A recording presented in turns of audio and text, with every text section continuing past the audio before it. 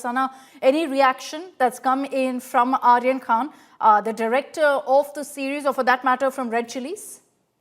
No, as of now, there's no official statement neither from Red Chillies nor Netflix. Aaron, of course, is the writer and director of the show. He made his debut with the show.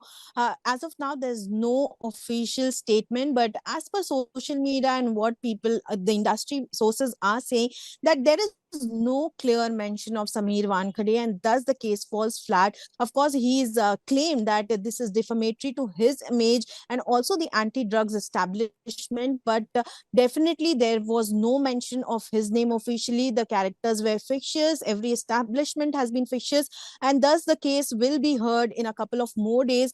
Only then will the makers, Red Chilli Entertainment, Netflix, Aaron, Shahrukh, Gauri, all of them have been named in this case, will make an official statement, although our sources suggest that as of now they will not be making any official statement till the hearing is finalized. And Sameer Wankhede, of course, has asked for rupees 2 crore as defamation for his defamation, and he's also promised that he wants to give it to Tata Memorial Center. And he's not just blaming that he was defamed, but also the anti-drugs establishment of the country.